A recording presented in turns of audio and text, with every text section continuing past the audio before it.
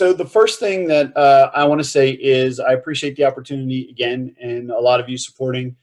And we have people from all over the country and all over the world. We've got people from Sweden, Australia, some people from Indonesia online, India, Europe. It's pretty cool. So getting some nice perspective here today. One of the reasons that we're here is because we got asked a few questions from instructors that members had questions that they wanted to ask and get to know.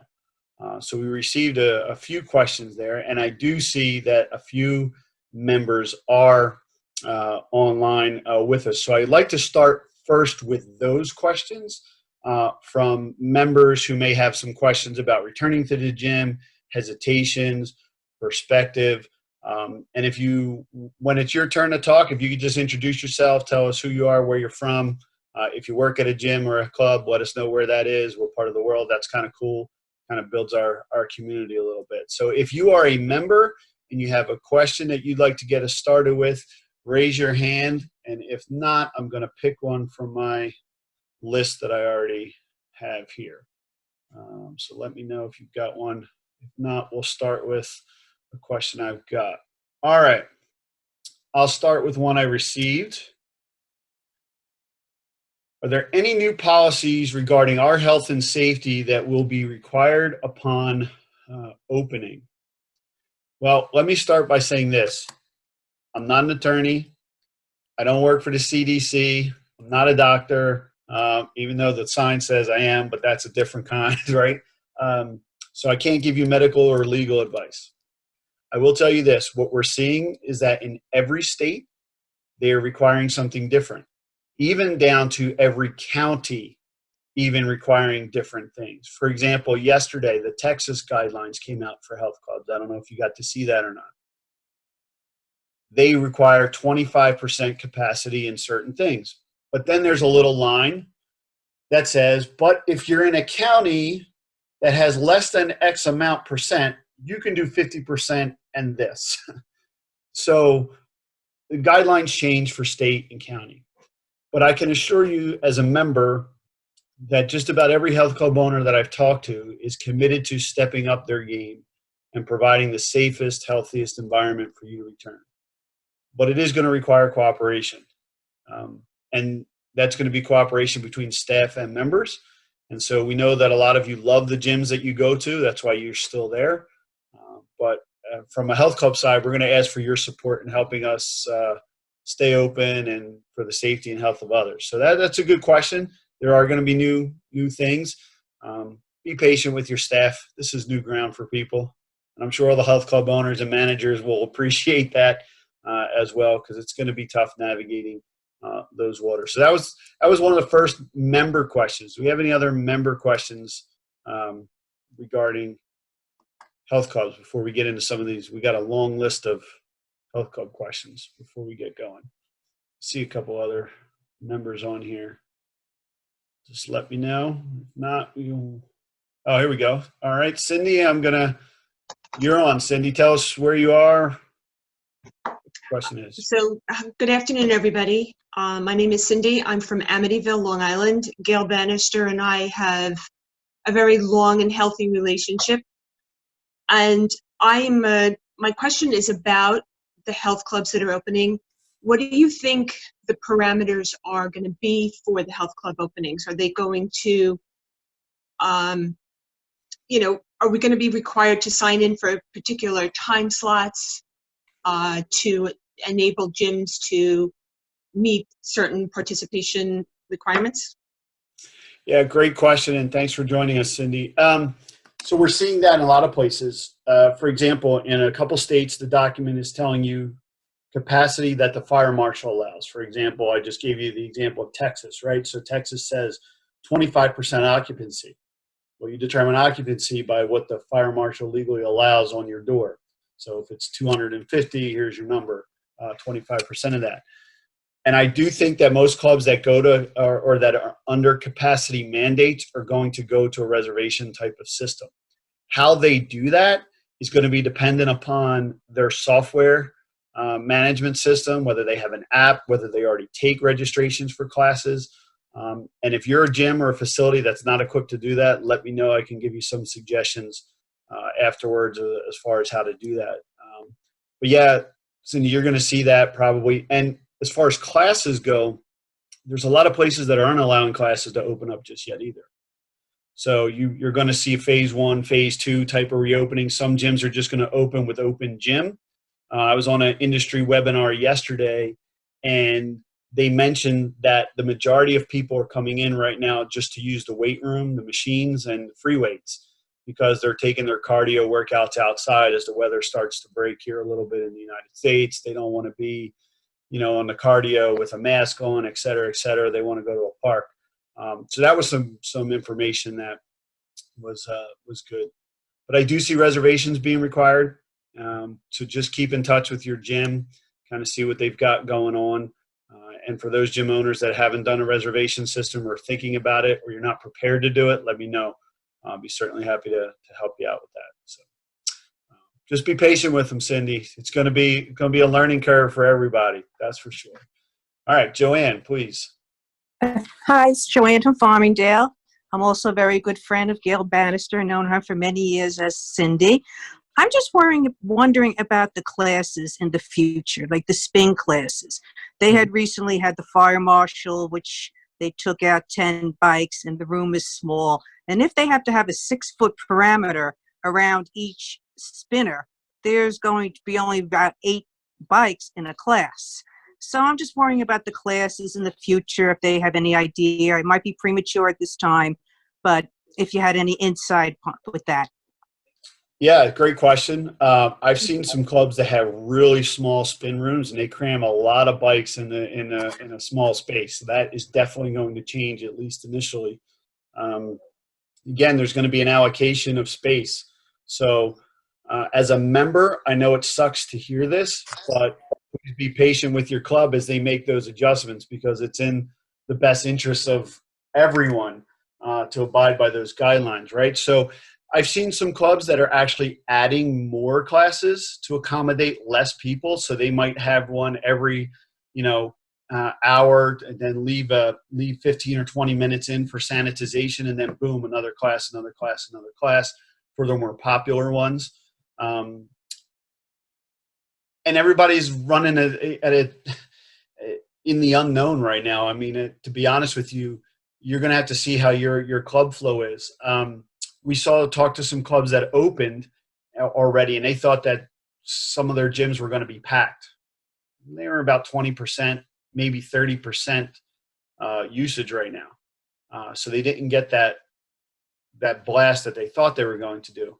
So some studios opened with classes and nobody came. So that's something to take into consideration. I think a smart club owner and manager is going to look at their popularity of classes. They're going to look at which instructors pull more right out initially. First of all, whether they're allowed to do classes, because you may not be allowed to have groups in small confined spaces. We saw one document that said no more than 10, but when they spaced out their studio, they could have 15. And they're like, oh, we want 15, but no, if you have a group of 10 or more, you can get in some trouble. So just something to keep in mind too for our studio managers, owners, clubs out there. We talked to some insurance liability or some insurance carriers for clubs. If you defy a governmental order or regulation, they can't drop you. But if something happens on your property in a class, they will claim gross negligence, and you will not be covered. So just something to keep in mind. No matter what we feel personally as far as the virus, whether it's a hoax, whether it's serious, your government, your governor, it doesn't matter. When it comes to your business, there's two things: protecting your members and your staff at all costs, and also making sure you're doing right by your business. And those are things that you have to take into consideration when making these decisions for that. And again, as a member, we ask that you're patient with us as we figure out this process together. And I'm sure that your club will be open to any suggestions that you may have, but it is going to be tight. I think I've seen some clubs going to a paid-for reservation system. They're not turning on the membership dues, but they're just doing a a daily fee or a class reservation initially as they get back up and running. So you might even see that as well. But a great question, great question. I'm trying to look in the chat. Okay, Inez, how are you? Good to see you. What about personal training one-on-one? I'm going to talk to Gretchen in a minute about this because she does a lot of one-on-one in her facility too. But yeah, so I see one-on-one happening right away in most gyms because that is something you can control. Trainers can stay a good 6 feet away. It's easy to sanitize equipment that you're using. If a trainer is smart, they'll have some prep time and have your stuff already blocked off. I know in the gyms that you go to, Inez, we're talking about, trainers each having their own allocated space during that time. And so that this is my block of 10 by 10 or whatever it is, or my block of turf to do that. I think that training is something that's a little bit easier controlled than classes for sure.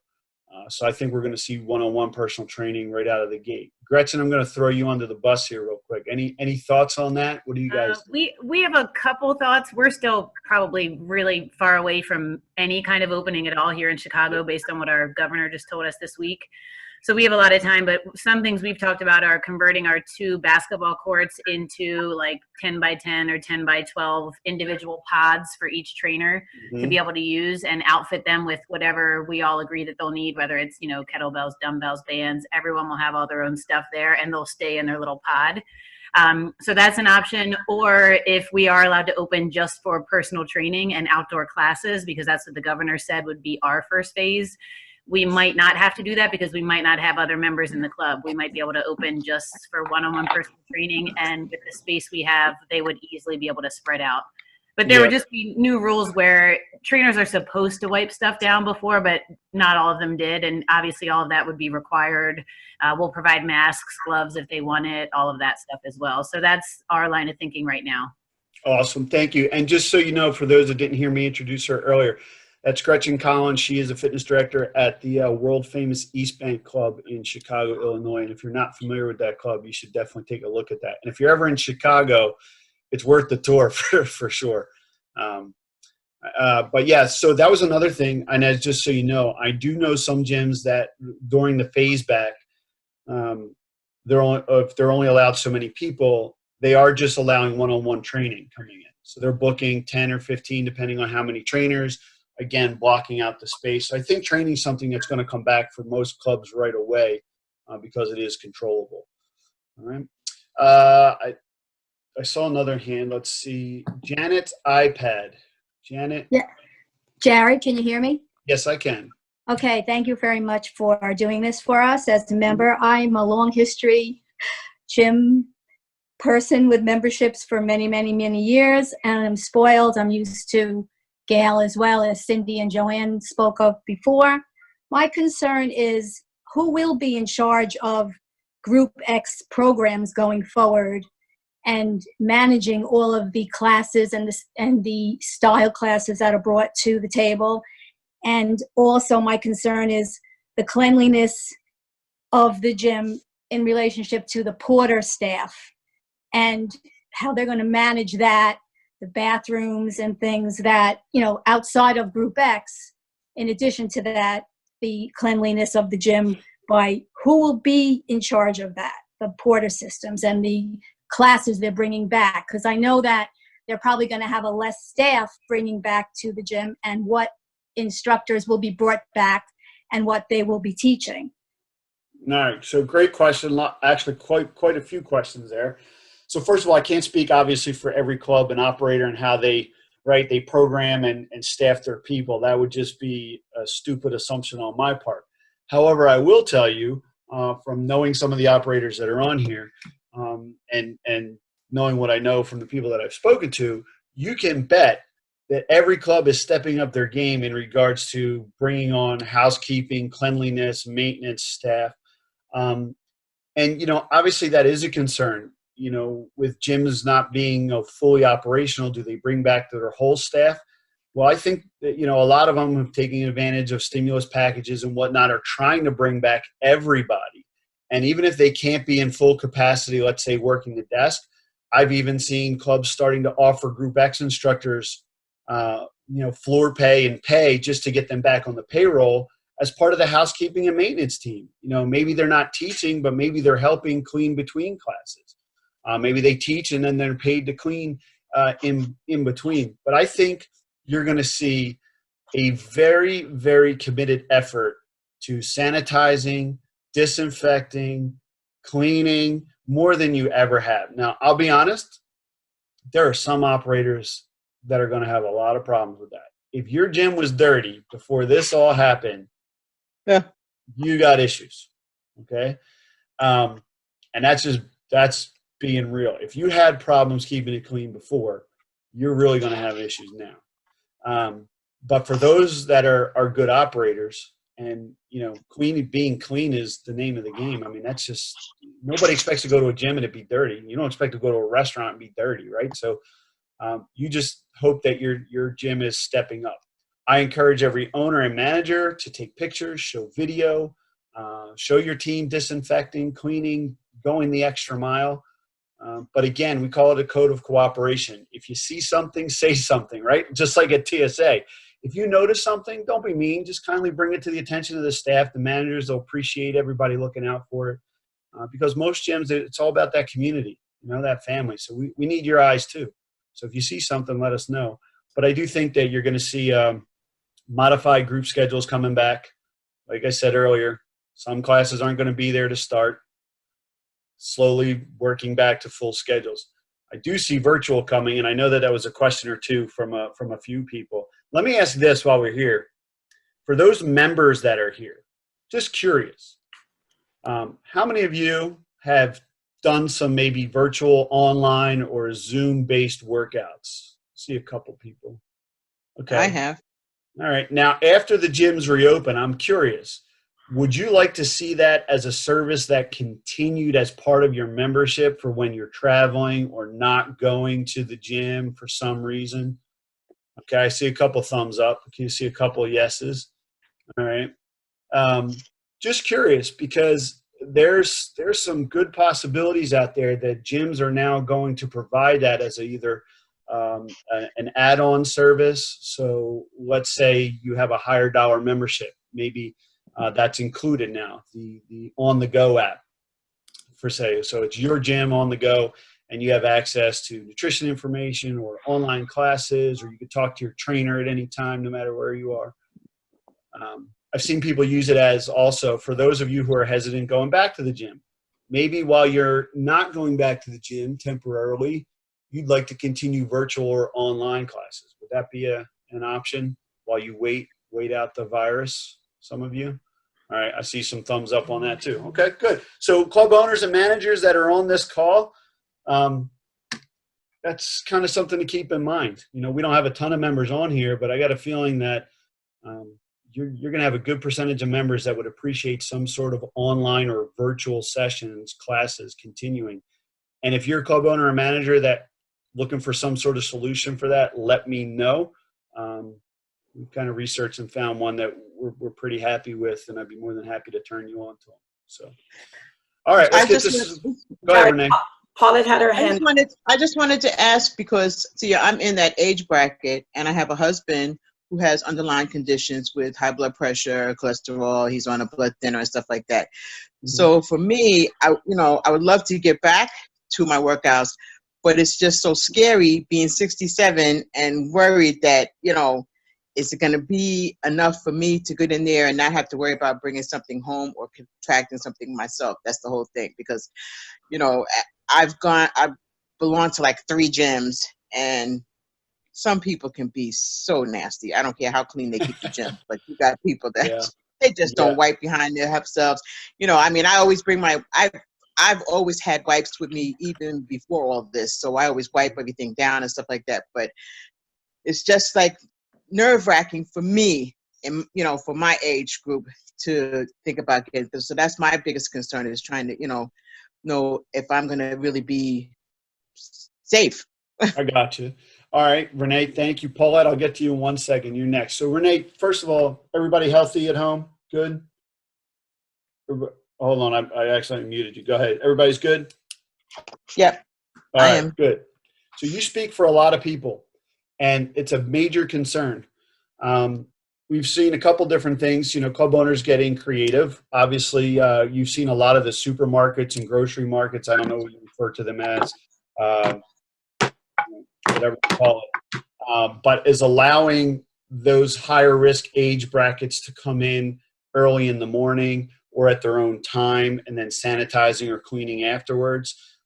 We're seeing some gyms, if that have to go to a reservation system, allowing a certain time for high risk. There's a big debate too, because there are certain states that are not going to allow high risk people to go out to a gym. They're just going to tell you, no, high risk people need to stay home. For example, Annie's here from Sweden. She runs some clubs in the north of Sweden. And everybody has been keeping up with the news. Sweden's taking a different approach, but they want their high-risk people to stay home.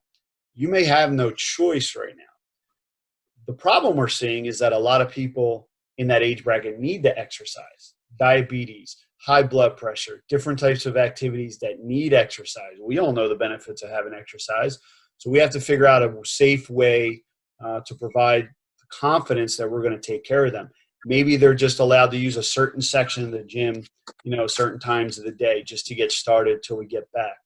But I think a lot of clubs are going to take this seriously, especially those, on here. They're thinking about that population. Maybe they do allow certain, silver sneakers classes to occur, certain pieces of equipment reserved only for that population. But again, big thing is that if you're a club owner or manager, stay in touch with your members, let them know what you're doing, and watch your state regulations to see what they require or allow. So, all right. Paulette, I know I missed you a couple times. If you unmute yourself, let me know where you're at.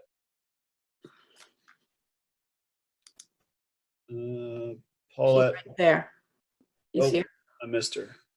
Paulette, there you are. Yeah. Can you hear me? Yes. Oh, hi. I'm Paulette Bend. I attend gym in Massapequa and Garden City in New York. And I'm just wondering, the cardio machines and weight machines are pretty close to each other in the gym. How are they going to handle this? Are they going to remove some of them, or are they just going to block some out? And is there going to be a sign-up requirement? Great question. Thanks for joining us. So we talked a little bit about this 2 weeks ago with it. Yes, a lot of clubs are already preparing. I hate the term social distancing. I hate it. It's physical distancing. We still need to be social and build community. I'm saying that since day one. But you're seeing a lot of gyms make the adjustments right now, spreading out cardio equipment and treadmills and whatnot. I've seen clubs that have been able to spread them out because they've had the space to do it. Unfortunately, a lot of gyms pack cardio and certain machines together, so they're just going to have to either leave them off or put signage on them to skip. So we're seeing a lot of adjustments there. We're seeing marks on the floor in the group exercise rooms, people moving machines. Now, again, some gyms are just not in a position to do that. So there's going to be limited equipment available for people. And, again, as a member, we ask your patience and cooperation as we figure out the flow. So maybe your favorite machine is not available, but that's for the safety and health of everybody involved. And I'm sure the staff will be more than happy to show you to do something else. But yes, I will tell you that most gyms are already preparing accordingly for that. And if they're not, it may be time for a new gym. So that's legit. If your club is not cleaning and not talking, not being proactive, they may not survive.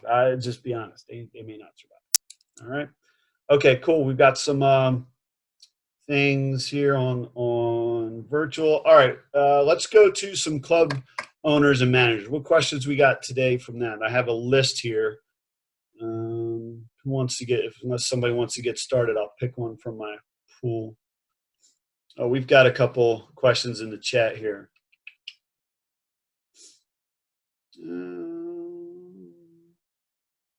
All right. I got a quick question real quick before I move to the club owners. For those members, one more time. If you had to pay a little extra in your membership to have less people in the gym, or you paid a little extra in your membership to have access to live streaming classes with your local instructors or other instructors worldwide, or virtual personal training, would you be willing to pay a few bucks more? I'm curious as to that question. Would you be willing to pay a little bit more to your gym to provide these alternative services? Absolutely. Absolutely. I like that. Absolutely. Absolutely, without a doubt, because you get what you pay for, and it's not about the money, it's about your safety, and it's about the health of yourself and others around you, and you can't put a price on that. Great comment. Thank you. Thank you. And see, so a lot of club owners, I've been seeing a lot of people get hesitant about, oh, we're going to have to drop our price. We're going to have to do this. We're going to have to do a sale. I think consumers are willing to pay a little bit more for a better, safer experience. So for those gym owners that are losing members right now, understand there's consumer confidence is low. But if you make the right adjustments, people are going to be willing to pay. And that's going to happen across the board anywhere, Jarrod.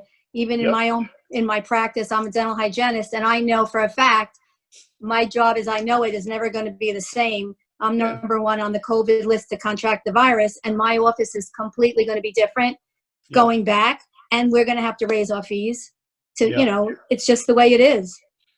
All right. Let's see. And for those members, real quick, do you think that that's going to wear off, the live stream or the virtual, or you think that that's something you would stay with for a while after the gym comes back? It would depend on how good it was. Amen to that. I like it. I agree. So people, if your product and your delivery sucks, guess what? Just like in the gym business, your virtual is going to go too. All right, Rizzy, let's go with you. Yeah, about the virtual thing. Yep. This is nothing on the instructors. I love all my instructors. But virtual classes are complete garbage. 100% garbage. I have no room to work out. I have no equipment. I get kicked out of Zoom 7 times in one class. There's no audio half the time. It's garbage. I will not do virtual classes. Okay. Well, first of all, I love it because this is real talk, so you're allowed to do that. But I will tell you that it could just be the deliverability of it. Now, I said this 2 weeks ago. I do not think that the experience is the same as a live instructor. You're not going to have the same experience as you will live. Just like a concert or a sporting event, when you watch it on TV, it's not the same as feeling the roar of the crowd or the people next to you or that kind of thing. It's an alternative for when you're not able to be in the gym so that you don't miss a workout. But I think a lot of people are doing a good job delivering it. I think, though, that the systems and technology that they may be using is not good.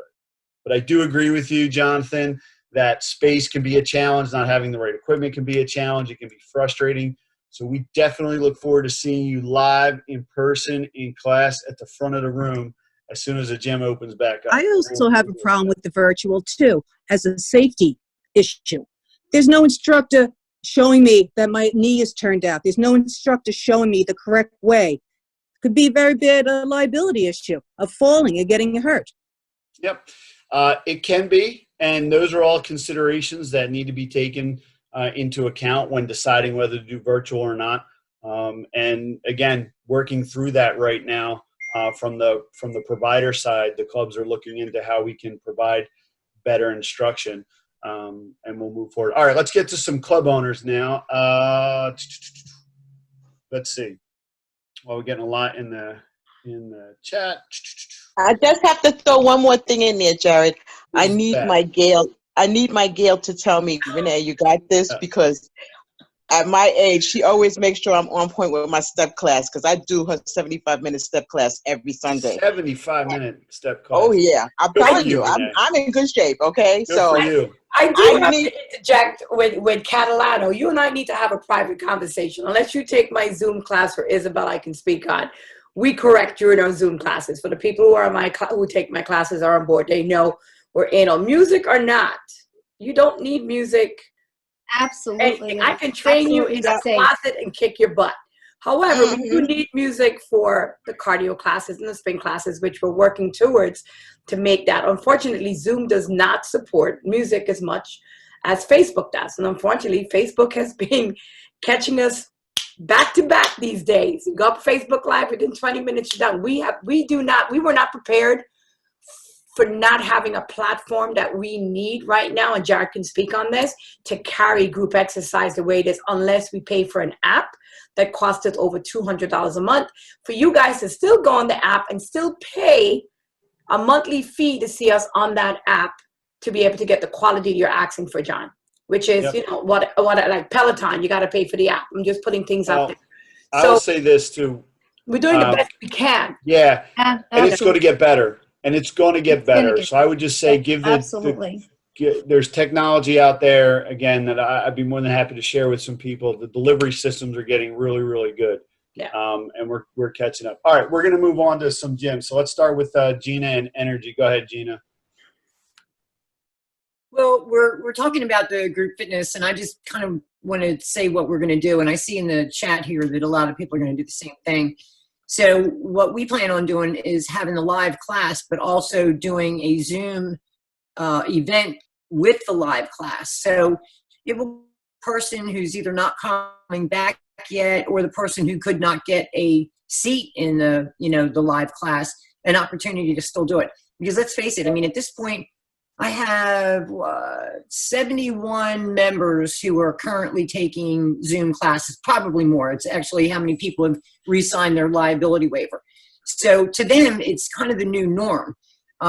You know, we want to be able to be fair. We're going to only give them like a 12-hour window to sign up for the live class, so that, you know, I don't have somebody who's booking, you know, 2 months out. But it's still going to give the member an option to be able to take the class with, you know, their favorite instructor, their favorite program. So I just wanted to put that out there. No, that's a really good comment. So in case you couldn't hear exactly what she said, she's going to live stream the live classes as well. So if there's a limited space allocation, so she can only get 10 people to the class, the people who miss out on being in the studio can still take the live class. Not a bad idea. I would just say this, for anybody who's considering live streaming or continuing to produce virtual, make an investment in good equipment. Don't just rely on your tablet. Oh, my iPad is fantastic. Yeah, for your vacation and all that. But like, if you're going to be professional and you're going to do this, go get the right stuff and take some of your marketing money and invest it in legit, video deliverability. Set up a real studio.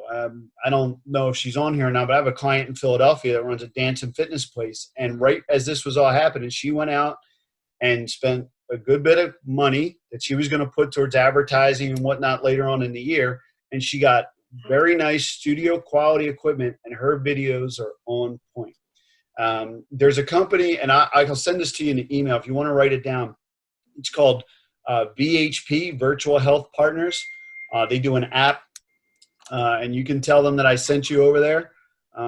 But they do an app that allows you to deliver high quality, both live stream and on-demand pre-recorded classes via the app. And the one thing that I really like about them is that they require you to have a certain type of setup to deliver good video. And that's important, because the experience still matters to people. If you're like Jonathan and it's pissing you off that the Zoom is dropping and the internet, yeah, you're going to get frustrated, and then people aren't going to want to pay for it. So don't be cheap. Go invest in some good stuff. But a good call there, Gina. All right, Annie from Sweden. I'm gonna go to you. Annie, introduce yourself. Thanks. So I'm Annie. I'm from the north. Can you hear me? Yep, you're good. Yep. I'm from the north of Sweden. I operate 4 clubs, and like many of you know, we've been doing things a bit differently in Sweden, and my clubs have been open all through this, and we've been taking a huge hit anyway. But I think this is great that there's some members here, actually, because about the virtual training, we have always had, well, always, but for a few years offered virtual training, and we have some digital platforms to reach out to our members. And the funny thing is, because we dropped about 50% in our Group X, what do you call that? At what's that called? Like how many people come? About 50%. Oh, your attendance? So yeah. And nobody asked for the virtual. Nobody's asked for it, and it is available, but people don't seem to want to do it anyway. So that's why I'm asking: is it because you're in the situation that you are in now that you're into the virtual training, or will it stay like that? Because everybody's telling me that, oh, you have to adjust to the future, and it's going to be all about the digital. The new normal is going to be digital, and I don't believe that at all. Right. Well, I'm going to tell you, I hate the phrase new normal too. I already said I hate social distancing, and you can quote me on that because it should be physical, because we need to be social. We are social people. Yeah. Social media, first and foremost, okay? But as far as virtual, I don't see it as being the new normal. I see it as now being a new avenue of delivering what we do. For example, I think Gina's right on with, hey, it's an add-on service. Right now, I think over the next 6 to 12 months, it's going to be really important to provide some sort of online or virtual type services for people as they become more comfortable getting back into the gym. There's a lot of people, I don't know if have seen some of the surveys that are out there, and there was one just released a few hours ago. 78% of Americans are hesitant to return to the gym right now. 78%. Okay? So, and if you want that, I'll show you, but that was just a new club industry post about right before we started. It's going to be a factor moving forward, and how clubs decide to use it is going to be interesting, Annie, for sure. I don't see it replacing a gym. I don't see it as replacing all of you as great instructors, but I do see it as an opportunity for some of you instructors to reinvent yourself and recreate some of the things that you're already doing, but find a way to deliver it at home. I mean, look, there have been plenty of people in our lifetime that have made one heck of a living and career out of delivering DVDs and VHS tapes back in the day, right? And on ESPN with, Bodies by Galad and Flex Appeal. And, you had all these people, and now the DVD business is still good in a way. There's always going to be a market for it, but it now may allow club owners to tap into a new market who does not come to the gym. So I see it as being a complementary service moving forward, not replacing, but just being an add-on. Annie, I'll give you one chance to go ahead. You wanted to say something else? No, just to comment on that. I think I love to think that I'm going to stay in my core business, which is meeting people and training people live and like in my face live, not like on the screen. And I strongly believe that it's going to be, like I wrote in the chat, that the virtual training is like the treadmills in people's basements, using them as like clothes hangers or something, because it's boring and it's not motivational, and it's people like people. So I'm not sure I'm going to spend a lot of money on doing virtual. I mean, obviously I do have like suppliers that deliver the virtual classes for me, but I'm not at all convinced it's going to be. I'm not saying it should replace. I think it should be a service that's available as an option. I'll give you an example. If I'm running a gym today, I'm using some sort of virtual platform or whatever to retain members at this point. A lot of people want to cancel memberships. Totally understandable. Perhaps we can put them on a freeze instead for either half their dues or percentage of their dues, and allow them to still connect with our local instructors and take classes and connect with our trainers by means of the app until they're comfortable coming back. For instance, that VHP platform I talked about. How many of us really deliver great nutrition services? Most clubs suck at delivering dietitian services. They tried RDs and they do weight loss programs, right? Number one reason why people join clubs is to lose weight. And guess what does not happen at most gyms? People don't lose weight, because a lot of times we don't have a nutrition or dietitian that's delivering the right type of program. People don't want it. But on a virtual platform, it might be easier. People are comfortable behind screens. They may want to meet with a dietitian or nutritionist, virtually, privately, that kind of thing. I do think there's a way to use it to our advantage. I don't see it replacing our core business. I just don't. I agree. There's nothing like a live instructor. Question: do you think they will distinguish between big box gyms versus boutique fitness, where it's smaller number of people? David, can I ask you just to expand on that real quick? Where, if you want to unmute yourself and just tell me what you mean specifically, what are we distinguishing? Go ahead. You can talk. David Lowe? No? I'm not really sure what the question, what we're distinguishing there. But let me look at some of our other questions here while we've got it. Okay, Jody from HealthWorks. Jody from HealthWorks. All right. During the initial reopening phase, how frequently are most clubs going to be closing for deep cleaning throughout the day? All right, great question. I've seen a lot of this too. I think some gyms are going to have what I would refer to as stormtroopers all day long. They're going to be in there with their backpack electrostatic sprayers and guns, and you're going to get off a piece of equipment and wipe it down, and it's going to be like the old school gas station. If any of you are old enough to remember, where they would run out and like do the full service oil change. I think you're going to see that in clubs. I think you're going to see people shut down portions of the gym throughout the day. So, okay, between 12 and 2, we close the gym right now and we do a deep cleaning. Then we open back up at 2 o'clock. I think you're going to see this delivered in a lot of different ways. Again, I think it's also going to depend on your usage. We have people that are opening or running 24-hour gyms. I don't recommend being 24 hours right now. I think you're going to have low revenues and no need for that added expense and whatnot. Can you take the opportunity to bring in a cleaning crew at night and do a really, really deep cleaning if you haven't been doing that already? And then during the day, make sure that you have your checklist. Your people should have checklists. They should know exactly what they need to do. And if you're not training your people right now and going through that, I suggest that you get them on a meeting and start going through your protocols. If you don't have a game plan yet, you better get one. And if you don't know where to start, well, let me know. We'll be more happy to help you out with that. We've been doing a lot of that recently. All right. We got a question on bathrooms. What's the question on bathrooms? Jarrod, can you hear me? Yep. I think David was now able to unmute himself. Okay, David, are you able to unmute? Let me see here. We have you unmuted, David. I don't know why we can't hear you. So I was just about to text him to tell him to write in the private. Yeah, he can just write in the chat box. We'll get back to him. Jarrod, the question on bathrooms are, since that you're supposed to be 6 feet apart, how are they managing that?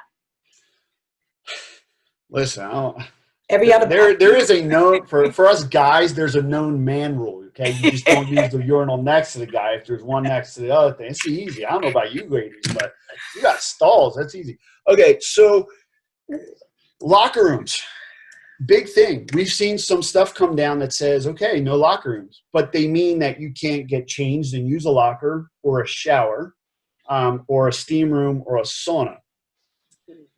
But you are allowed to use restroom facilities, obviously. So how are clubs going to manage that? Well, you're going to have to tell people to bring a backpack. Well, now you got another problem. You better be on point with safety, trip hazards, looking for certain things, and whatnot. Now, clubs that are able to use locker-based facilities, maybe you're allowed to use the lockers. You're probably going to want to zip tie and close off and control, because your job is to physically distance people from each other and make them feel safe. If you haven't already done so, floor decals, wall decals that are physical distancing decals, that are reminders that can peel and stick right onto your lockers, your walls, your floor. The one with the 2 feet that says stand here, put them in your locker room so people know. Make it easy for people. Make it comfortable for them to find their way through the gym and do business with you and feel better coming back. If you need some links, we have some links. I can put them in the follow-up email too. But bathrooms are going to be, again, state, local, federal guidelines are going to dictate what you're allowed to do with a bathroom. And if you've got small locker rooms, which a lot of gyms underbuild their locker rooms, you may have to have a porter in each locker room to help control that flow and allow only a certain number at a time. So You know, if you're that person that's got to pee every 10 minutes, you may want to stay virtual for a while, you know. That's What just about being pools? What's that? What about pools? You know, sometimes because I take an aqua Zumba class, and they have a lot of aqua classes. They're going to close down the pools also. So I've seen, again, I can't speak for everybody and states and all that. I've only seen a couple places where the pool is open right now. And I just saw a report and a guide, and I can try and get my hands on of an aquatics professional that made some recommendations for opening a pool. I'll make a note of that to include that in the follow-up email as well. Pools are going to be interesting. I just see some coming back sooner rather than later. I know Gretzen's got a bunch of pools. But again, until your state tells you what you're allowed to do, it's going to be hard to make that decision, you know? So, all right, what else we got? Will the government distinguish? All right, David, here we go. Will the government distinguish having different parameters for big box gyms like Lifetime and smaller boutiques? Seems like you can't group them together. All right, so David, in a nutshell, are there going to be different requirements for the different types of fitness facilities that are out there? I'm assuming that's kind of the deal. So you have your Lifetimes, and then you've got your Orange Theories or your Pure Barre, like you said. No, I really don't think there's going to be difference. You are classified as a fitness studio. I haven't seen it change yet. In the couple states documents that I've seen, parameters are parameters. You're at 50% capacity. That's it. There's no differentiation. Or 25% capacity. There's no differentiation. I do think we're going to see a lot of boutiques, unfortunately, fall by the wayside. Because let's say you're in New York City and you're a small 3,000 square foot, you know, boutique studio, and you got to pay 20 grand a month in rent. You know, and modifying, it's going to be hard. Unfortunately, it's going to be sad and it's going to be hard. But no, I don't. I as of right now, I haven't seen anything like that. But you know, again, that could change. And they're going to classify a boutique fitness studio the same as a big box gym right now. They're considering everything gyms that I've seen so far. They're not dictating between Starbucks cafe and restaurant. You can't go sit in Starbucks right now, just like you can't go sit in your favorite restaurant. But you can get takeout at both. So I just kind of see it being the same thing. So personal training studio, depends on how you run your business, Tim. You know, if it's one-on-one or if it's group PT, I still think they're going to say groups of 10 or more. You know, if you're doing group training, and they're still going to require you to have the physical distancing between them. So make sure you're planning ahead. What I recommend that everybody do is look at your business model right now and start to plan the what ifs. Okay, if they say I can be at 25% capacity, what am I going to do? If they say I can be at 50, what am I going to do? If they say I can't use my showers, my steam room, and my sauna, how am I going to operate the flow of this? How am I going to allow people to use the restroom or the locker room? Make a list of your staff. You know, one of the frightening things we heard yesterday on an industry webinar was that some of the facilities are having problems getting staff back. Some of them are frightened to come back. You know, they want to wait a while. Some of them can't come back because their kids are home from school and they got no daycare to send them to. That's a problem. So your staff plan may need to change, and how you operate may need to change based on how you can staff it. That's going to be really critical. So if you don't have a staff plan as part of your game plan, you better get on that too. Now, granted, some of you are saying to yourself, well, we don't know when we're going to open, so that's an exercise in futility. No, it's not. A couple places had 3 days notice that they could open, and some of them didn't open and found out that a lot of their members went to their competitor because they were ready and they opened their doors. I don't know about you, but I'd rather be proactive than reactive right now. I have a question. Is there, and will there be, can there be? So 3 questions right there.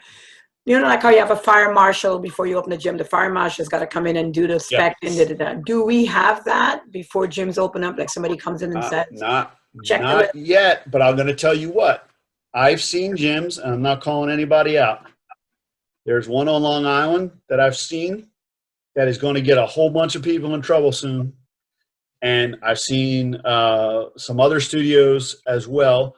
They're currently filming live classes and whatnot with 2-3 people at a time, and they are not spaced right apart. And guess what's going to be a problem? If we can't show that we're competent enough to follow direction now, they're not going to feel confident that we can follow direction when they ease restrictions. We all got to work together here. We're all fighting the same battle. We all want to be open, but everybody's got to work together. So if you're bending the rules or breaking the rules, I would encourage you to think very much about that, because the more we go rogue, the harder it's going to be for us to come back, and the more chance that there's going to be Fire Marshal Bill on the other side waiting for us to enforce those fines and penalties. Now, I think it'll be impossible for them to really do that to everybody, but we've seen it with the USDA, with serving prepackaged meals in gyms. They just randomly pick a few people, and the next thing you know, gone. Music licensing, they start picking people, and next thing you know, you got a problem. I see that happening at some point. Somebody's going to come around and start checking stuff. We just don't know when. We just don't know who. It could be a member. You can get reported. I've seen that already. They weren't comfortable with the way people were distancing or being enforced. So, that's a Inez, you talked about basketball and sparring at gyms.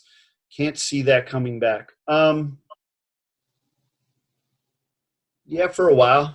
I wonder if gym. I did see a gym that was allowing basketball, and they were still allowing basketball pickup games, and I'm not sure how they're allowed to do that right now. I think that's going to change, but there was nothing in writing at the time, and I think that they're playing with the line there. But open court, like I could see court reservations.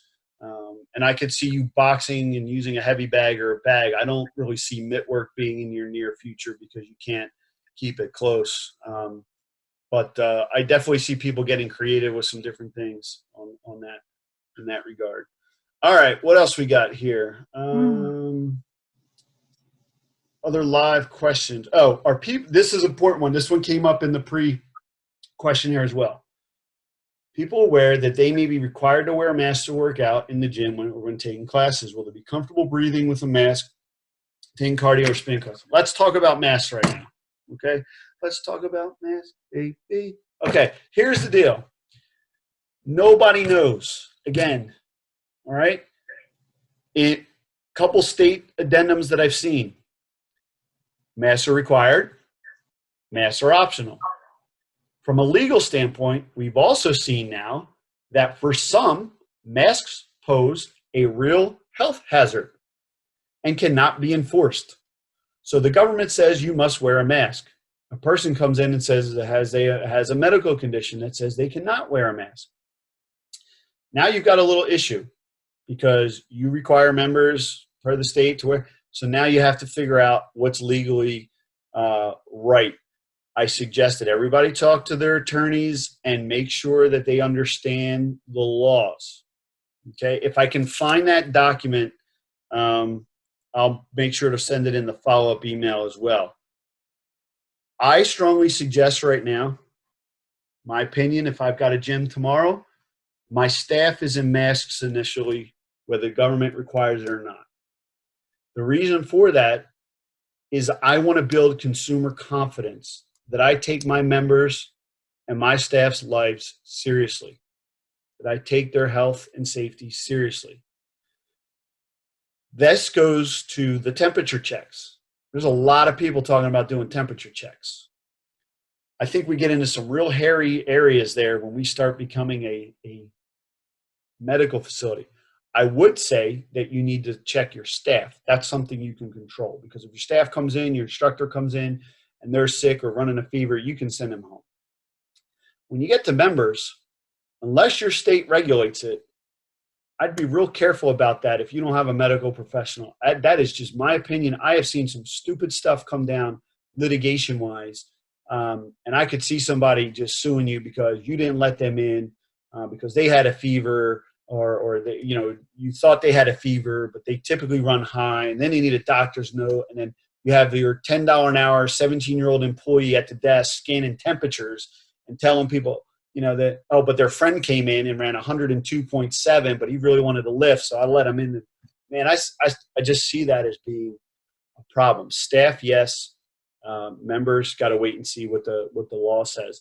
Masks are dangerous for some people, but that's why, again, I brought up the stat yesterday that you're seeing a lot more people come in and use the gym for weight training, for strength training, functional training, and they're doing their cardio outside. Because you could do a weight training workout with a mask on, not too bad. Make sure people, your fitness team is walking around checking on people too. Make sure you get some fresh air breaks. And if you're requiring your staff to wear masks, make sure that they get fresh air breaks more often than your typical 15-minute break per whatever hour requirement there. So, all right. So mask is a hot topic. I got a lot of questions on that. I hope that was helpful. And look, if you're going to require your staff to go masks, get them logoed up, get them branded, have some fun with it. It's a serious situation, but the more you can make light and the more that you can ease it and embrace it, the better off. I've seen some crazy designs for some of these things, but hey, it's an opportunity maybe to sell a few items, some branded some branded things that are comfortable for people, face coverings, and whatnot as well. So just some thoughts there. Do you see? Who's this? It's Ursula. Hey, Ursula. I'm also a school teacher by day, so that's a hot topic with school. They're talking about possibly if we go back to school as a teacher, we may have to wear a mask as well. I don't really know if that's going to happen. I was curious, is there a face mask? Because I tried to work out with a face mask and I thought I was going to damn near pass out in my house. I tried to go jogging. Is there a face mask that is recommended for fitness? Like, of course, we see LeBron James running on the treadmill with his fancy stuff and all that kind of stuff. But is there one that's like recommended for fitness individuals if they want to make the investment where they can actually breathe? Yeah. So Andrea was reading my mind there. She replied, there's something called a high altitude training mask that athletes use. I think Gretchen, didn't I remember the Blackhawks used to train at your facility, right? Doing the high altitude mask training and stuff like that. A lot of people go to Colorado to be in the thin air for high altitude training where the oxygen level is lower. If you really want to invest in it, I would look into certain things like that. But I don't see anybody right now producing N95 designer fitness masks that are going to help you breathe better. But, that's a great question. But again, here's another thing. If I'm an employer, I've got my employees right now practicing wearing masks all day, functioning all day in a mask. Hey guys, we're going to try and wear a mask 2 or 3 hours a day right now to build up our immunity, and build up our endurance with it, because it is going to be challenging to get go. If I'm you as a fitness professional and that might be required, I'm doing the same thing. I'm taking my virtual Zoom classes in a mask to see how I do, because no better way to find out than at home, not in the gym. All right, couple things for the on the mask. Are you supposed to provide the mask? Okay, great question. I've seen BYOM. I saw a gym that had the BYOM sign, bring your own mask sign.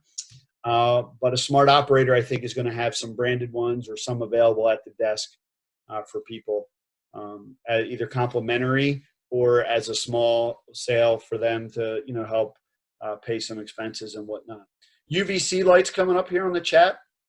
I agree. I've seen some ultraviolet light wands that you can pick up for 70, 80, $100, which might be more practical for you at the front desk or the reception desk to do your phone, or instead of using a bunch of Clorox wipes or whatever it is at the front. There's been some gyms, and I think Energy just did that, put some UVC light on the HVAC units as well to purify air when they come in. I mean, there's a lot of different things out there. But again, I'm not a professional when it comes to that type of thing. You may want to do your research and ask somebody to take care of that. I do know that there are companies that will come in at night and set up a whole UV thing, and it's like a big robot, and it just scans the whole room and disinfects the whole room and then goes out in the morning. But you got to be careful. UV can hurt you. So talk to a professional, because I am not a UV professional, just so you know. If that wasn't clear already, I'm definitely not. All right, what other questions we got for some operators? I've seen some hands here. I'll pull another one here in a second. Okay, let me pull up another one here. You get thinking more. Jarrod, I got on Group X equipment, mats, spin bikes. Are they going to be every other bike? Are they going to be pulling bikes out? Are they going to be pulling treadmills out? What about the dumbbells? Oh, we talked about that a little bit. You know, I think for here, let me pull this up real quick here. I have a drawing that I shared with some people last week, and it was in the email again, but let me just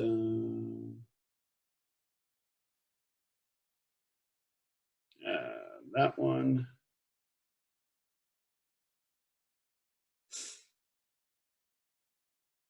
Okay, so just give you an idea for equipment.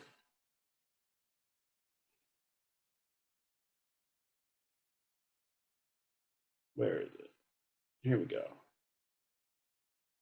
All right, so for example, if you could see that, we kind of talked about last week, you'll see spacing between equipment that's moved together. You know, if it's tight together and they can't actually move the equipment, they'll probably turn them off or use signage to mark them off. Heard an example of an angry member yesterday who he wanted to work out next to his wife. So he took the sign off the machine, jumped on the treadmill next to his wife, and now you've got a situation as members walk in, you see two people next to each other, right? So club owners, are you managers, are you role-playing with your staff in case of a situation like that? How are you going to enforce that? As far as Group X equipment goes, that's another great question. The spacing should be done very well. Let me see if I can pull that one up for you too. Where's the Group X spacing? Well, anyway, they should have, I have that in a different document, but yeah, that should be plenty of feet apart. If you're taking a look at your Group X rooms, just remember that the average user needs about 6 feet of space, whether it's in a square or a circle. And then you need 6 additional feet. So you really need about 18 square feet in a studio to properly physically distance people when they're doing movement-based classes. Zumba, body attack, body combat, you know, whatever booty shaking workout you're doing that day. If you're moving around, you're going to need to properly distance people about 18 square feet per person. Okay, a lot of people are putting these squares 6 feet apart, 6 feet, 6 feet, 6 feet. It's not enough space. So I'll make sure that that document is included too. Bikes, there was a club in Dover, Delaware. They're doing a really nice job prepping, and so I don't know if Lisa's on the call or not, but they're doing a nice job with some of their stuff there. And it was interesting because they took the bikes even outside the spin studio. So now you've got the bikes in the studio, but then they had like 5 or 6, 7 bikes that were properly spaced even outside the studio. So you could still see the instructor, and if the door's open, you could still take the class.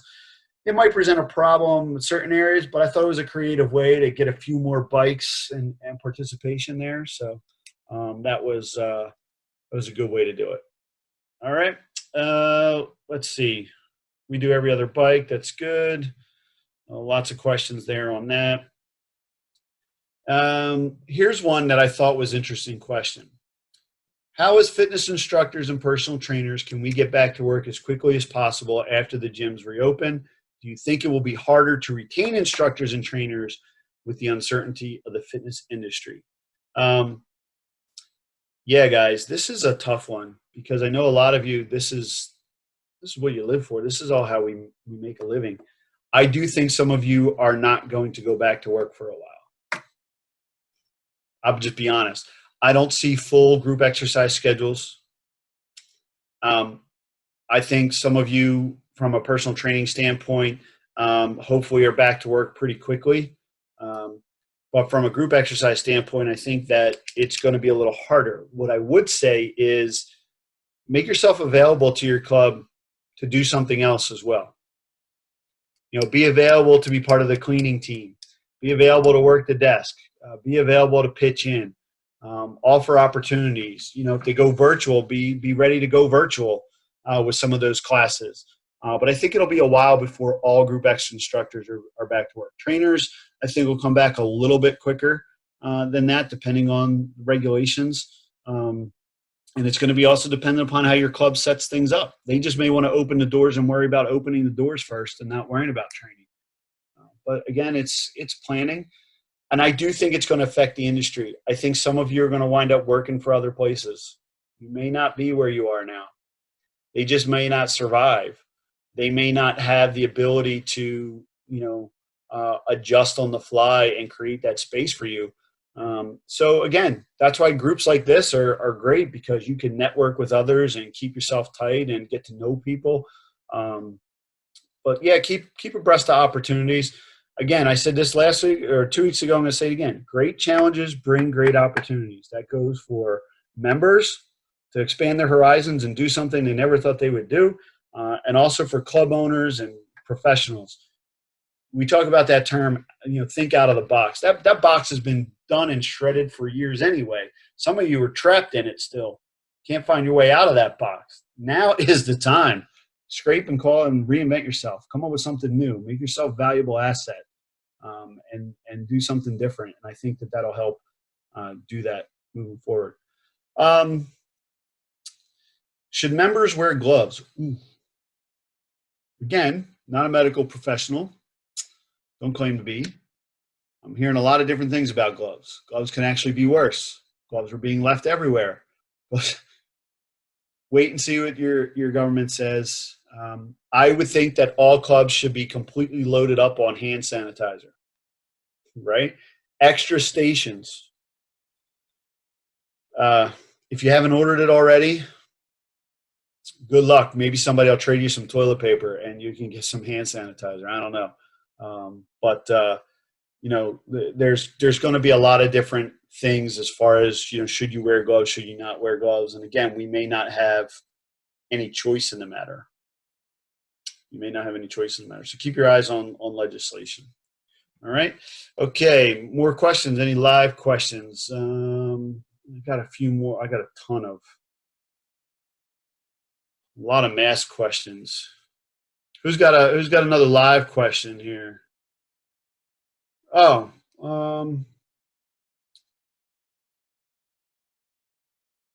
here's one. How do you focus on reopening? What ways do you anticipate the membership sales process being affected long term? Do we see more emphasis continue on virtual memberships becoming an option? Great question. Okay, great question. Funny, I'm going to refer to yesterday's webinar.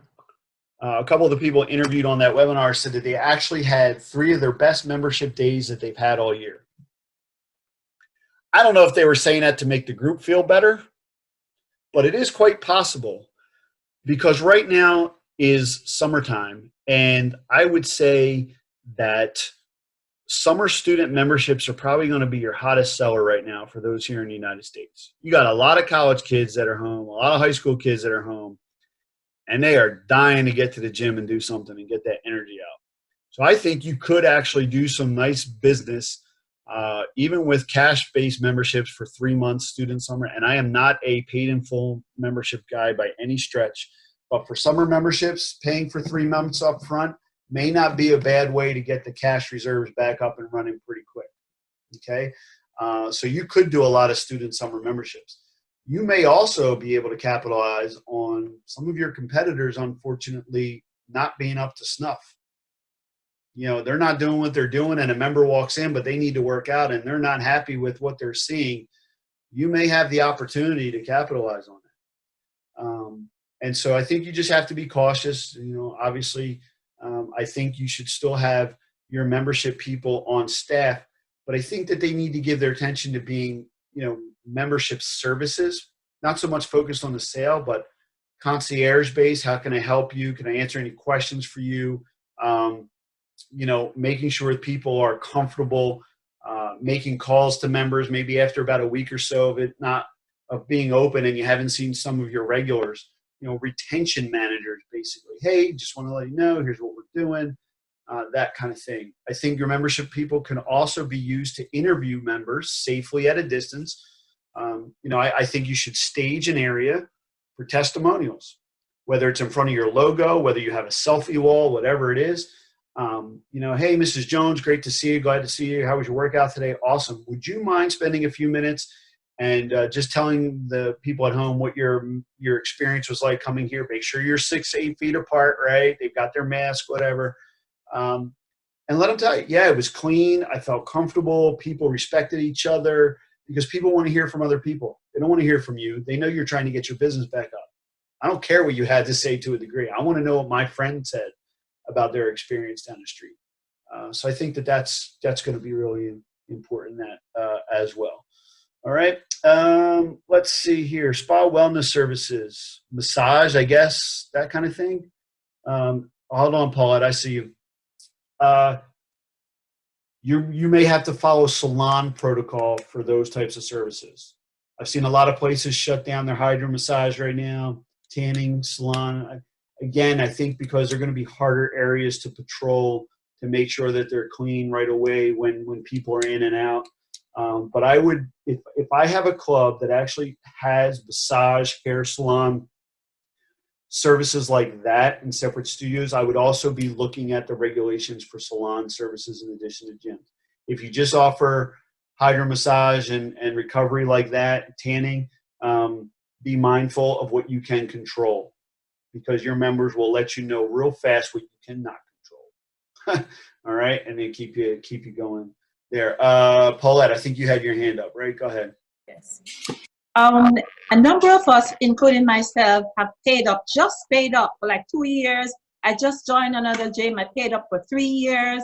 So like I just did just before all this happened. How do you think this is going to be dealt with? Yeah. Better. Okay. So something must have happened with people jumping in and off. Okay. So Paulette, what I said was, I'd like you to be a member at all of my gyms, because you buy a lot of gym memberships for a long time. We love that. All right. So you're not going to like this answer, but the club owners are going to like this answer. This is why we don't like paid in full memberships. Oh, boy. So it's a protection for you as a consumer to actually do an EFT-based membership. Here is a perfect example as to why someone would do a monthly membership versus a paid in full type membership. You're in a situation now where a lot of these don't have those refund policies, and you're just going to get extended your time. So you're probably going to have a membership that extends the same amount of time that the gym was closed. Whereas when you're on an EFT membership, your billing just stops. So you're really not out any money, maybe a few dollars or whatnot. So in the future, I would tell you, when you have the choice to do a paid in full membership versus a monthly EFT membership, monthly EFT membership is usually the way to go. I will say, as a fellow consumer, check your agreement, talk to the gyms, see what they're going to do for you. They should be very open and honest communication wise about your options. Okay. Let's see.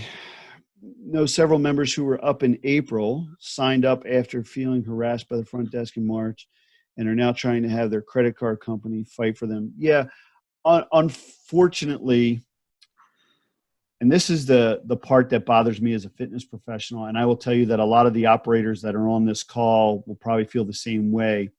But we get upset when people in our industry do the members dirty.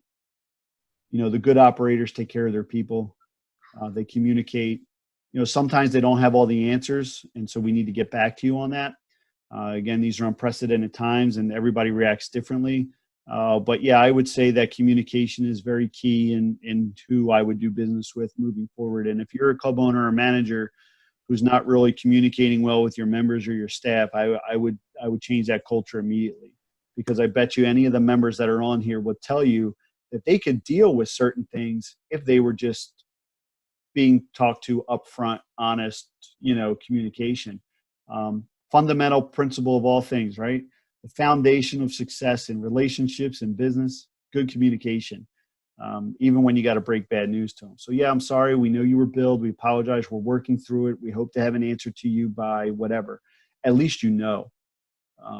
And it is tougher for larger organizations. They've laid off thousands of employees. They're working through them. I hope that they find ways to make things right for the sake of our entire industry, because we hate, all of us, getting bad reputations for the few bad incidents of others, just as I'm sure the same is of you and your business or whatever. We don't like that just as much as you don't like it. So I apologize on behalf of my comrades, and I hope that works out for you. So, all right, next question. What do we got? What do we got here? I'm going to go to the well again. If anybody's got something to say too, it doesn't just have to be a question. If you've got something to talk about here, wind down, we'd love your feedback or your input on anything. Let me ask this question. Has this been helpful? Guys like it, enjoy it, finding good things, getting good information, even if it's just from others or hearing that perspective from others? Has it been all right? All right. Very good. Okay. Very good. Cool. What else we got? We got a few more minutes here. I'm going to go. Oh, here's one. Babs, I don't know where you're from, but I'd love to know where you're from. Are gyms going to provide trainers with the equipment, individual laptops to do the virtual classes, or will trainers be required to use their own equipment, laptops to do virtual classes? How about a club owner or manager answer that one for the group? I love you, Babs. Love you too, Gail. Gail's awesome, by the way. So, yeah, she is. Well, again, that's going to depend on your gym and depending on how invested they're going to be in that process. If you heard me earlier, I suggest that if you're going to go that route, you invest in the proper equipment. Because there's nothing like doing something and then doing it shoddy. And I know that there's one attendee on here that has spent a lifetime making videos. And the quality is so important. So important, because you could be the best instructor in the world, but if it comes across crappy and you know it's dropping out and it looks bad and the music is bad and the sound is off and it looks like a bad Japanese movie, right, where you're talking and then 8 minutes later your instruction comes through, right? Yeah, you're gonna have problems. So hopefully for the gyms that are thinking about doing that, you guys can look at a way to budget that and get the equipment. I hope that they do provide that for you. I can't guarantee it. I wish I could, but I'd have a lot of angry people in my business coming after me for that one. That's for sure. I know if it was me and I was making that decision and it was my club, I would try and find a way to find some resources to make the investment. So that's just me. All right. Also, one other thing too, and Gail brings up a good point. If you are an instructor that's going to be doing and delivering virtual live stream, even right now, part-time on Zoom, still hold your head up high, conduct yourself like a professional, dress the part, carry yourself well, represent your organizations and yourself well. We have enough people that try and play fitness professional on the internet, okay, and that give us a bad name. Let's do ourselves some justice and bring that level up a little bit, you know. And make sure you take pride of ownership in everything that you do, regardless of whether it's in the gym or it's online or it's in an app or it's in an email communication. I think that's really important for all of us as fitness pros. So, all right. What else you got? Inez, you got a question? Is that it? Oh, you're saying, yeah. Okay. Oh, you got to go.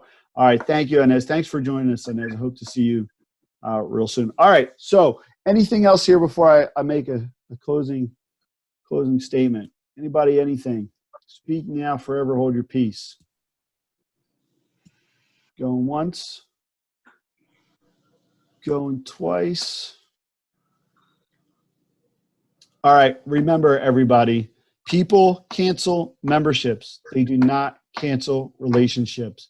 Work hard to develop strong relationships in your circle of your friends, your communities, your gyms, your clients.